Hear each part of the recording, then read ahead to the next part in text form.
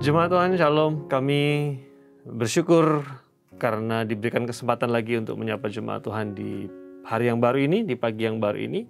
Dan juga doa kami kiranya jemaat Tuhan di dalam kemurahan dan anugerah Tuhan. Kita akan merenungkan firman Tuhan lagi, dan dengan tema yang sama, yaitu kita ingin mengingat kembali karya Kristus, mengingat kembali pengorbanan Kristus, dan kasih besar yang ditunjukkan di dalam peristiwa Paskah. Masih dari teks yang sama, yaitu Markus pasal 10 ayat 45 yang berkata, "Karena anak manusia juga datang bukan untuk dilayani, melainkan untuk melayani dan untuk memberikan nyawanya menjadi tebusan bagi banyak orang." Di renungan yang pertama kita menemukan satu kebenaran tentang gelar Kristus atau karya Kristus yang berkaitan dengan gelarnya Yesus sebagai anak manusia, yang berkaitan dengan keagungannya, tetapi juga berkaitan dengan kerendahan hatinya, yang berkaitan juga dengan karya Allah, Sang Pencipta itu mau menjadi sama dengan manusia. Lalu kemudian masih di dalam ayat yang sama di dalam bagian A, sebab anak manusia juga datang bukan untuk dilayani, melainkan untuk melayani. Firman Tuhan di sana yang saya garis bawah adalah bukan untuk dilayani, melainkan untuk melayani. Kristus, pribadi yang menjadi pusat di dalam peristiwa Paskah itu. Bukan hanya dia rendah hati, merendahkan diri serendah-rendahnya menjadi sama seperti manusia, menjadi manusia sejati. Tetapi juga firman Tuhan mengatakan bahwa ketika dia datang, bukan untuk dilayani, melainkan untuk melayani. Atau dengan kata lain, dia datang menjadi hamba. Kalau Bapak Ibu melihat konteks dari teks ini adalah tentang percakapan yang berkaitan dengan permintaan ibu Yakobus dan Yohanes, supaya kedua anaknya bisa mendapatkan kedudukan spesial.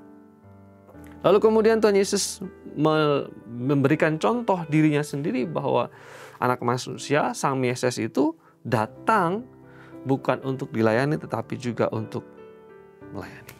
Kita melihat kebenaran di sini bahwa inilah tujuan Kristus datang. Dia mau menjadi hamba. Dia mau melayani. Tetapi juga ini merupakan bentuk dari ketaatan penuh untuk mengikuti, melakukan, memenuhi kehendak Sang Bapa dengan segala ketaatan, seperti dengan memberikan segala yang dia punya, dengan sepenuh hati dia taat menjadi hamba. Kita belajar bahwa Kristus bukan hanya rendah hati, dia seperti manusia, sama dengan manusia, tetapi juga Kristus pribadi yang taat. Dengan segala ketaatan, dia melakukan kehendak Bapa. Pertanyaan reflektif untuk kita semua, Bapak, Ibu, dan Saudara yang terkasih dalam Tuhan Yesus Kristus.